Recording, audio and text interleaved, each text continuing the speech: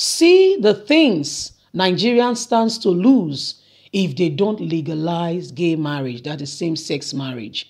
That was what Joe Biden is reminding Nigerians, reminding Nigerian government, is giving them a bait. He say, you know what, he's not yet a month in office, so, but this matter is a matter of urgency. As you can see, Obama is already having a third tenure through Joe Biden, okay? Joe Biden was the vice president to Obama, who was the 43rd and 44th president of America, having spent two tenure.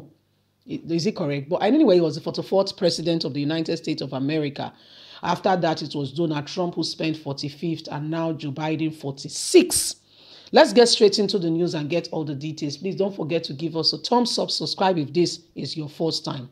See the things Nigerians stands to lose if they don't legalize gay marriage, Joe Biden. Recently, the 46th president of the United States of America, Joe Biden, has directed all United States ambassadors to push through for their host countries to legalize gay marriage, which is called same-sex marriage.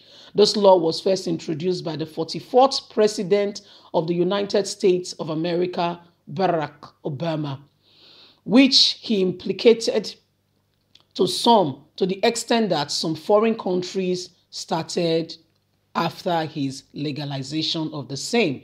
It has now resurfaced after the 46th president of the United States of America, Donald Trump, dropped the law throughout his period as the president, part of which some people said he was seriously fought against and not allowed to come back to office. Those are still, speculations. Everybody has their opinion with regards to that. Now, without wasting further time, it takes a look at the countries around the world.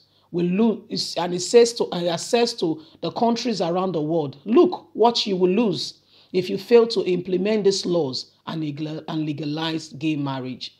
Since the USA is considered as the world power, and as such, it makes them very rich in different aspects and can easily influence other poor and developing countries to yield to their demands. Is that not called slavery, where you manipulate people to do what you want to do? Anyway, let's continue. This usually comes in form of foreign aid. The United States, as it stands, is the most generous country in the world. According to the Organization of Economic Cooperation and Development, so therefore, to continue receiving this aid from them, he said, you will have to make and keep us happy by legalizing same-sex marriage.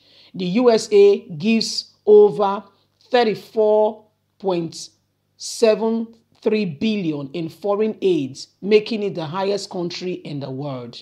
So the United States gives 34, Germany 25, the UK 18, European Union 16, Japan 11, France 11 billions. I'm talking about France 11.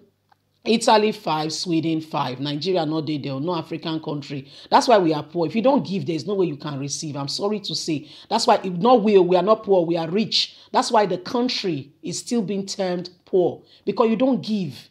If you don't give, how can you collect your salary and you will eat everything by yourself?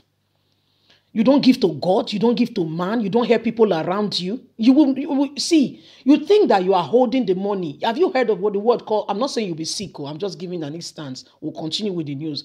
Have you heard of the word called sickness? Have you heard of car fault? Have you heard of sudden calamity? When the money you think you have saved 10 million, all of a sudden, they say there is an operation. He has to go to India. In fact, the 10 million self is exhausted, you are borrowing. But guess what? If you have given, look at that, your neighbor. You see that they are struggling, and you just look at them and say, and you just put something in a envelope, not to intimidate them, but to give out of your free will. And you call and say, Madam, good morning. I just feel, I just want to support. I just want to help. Take this. Do you know that person will not just thank you? He will go and thank God.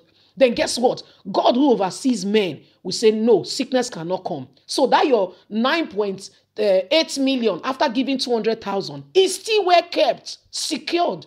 No sickness will come. No traveling to India, to Dubai, to America for any health care. So you are able, that's the way we overcome.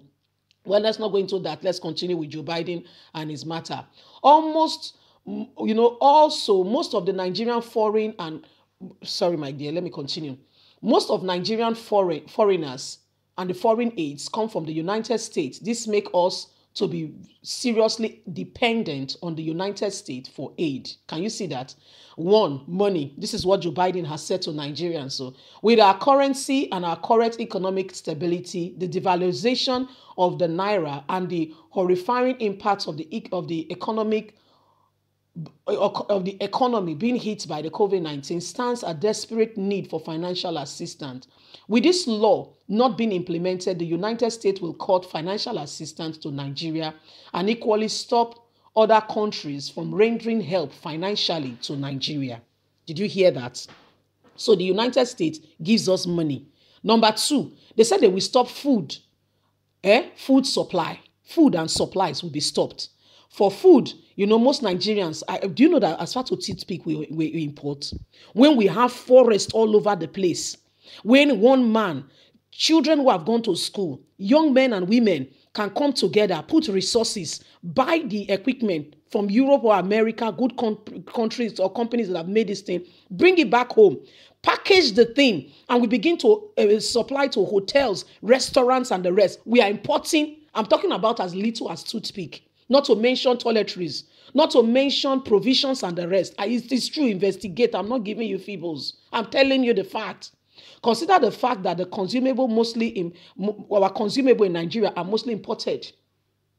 Our supplies are mostly from foreign countries, US particularly. They said they will cut it. Education, they say, is the key. And we all know how good the United States in terms of quality education is. Nigeria will be left behind, the least in education, if we don't implement this law. These are things Joe Biden is training us debate to. Having the strongest military force, one of the backings in the world. But we don't see what they've actually done. Shabi boys is still there. But they said they will stop all that. And also they said healthcare. As a developing country, Nigeria needs help from other countries to keep the population safe and free from sudden outbreak and dangerous infection. The current provision of the country needs serious health care. Humanitarian aids, they usually comes in form of natural disaster and a whole lot more that the United States sends. For instance, the people that have been displaced at the northern part of Nigeria, do you know how much the United States is sending? These are things they said they will keep back. Training, supply of medical equipment. You saw what happened during the NSAS. They said these our NSAS, but we are trained by the UK free of charge to help Nigeria combat crime. So these are the things Biden said we will lose. What do you think? Leave us a comment. God bless you.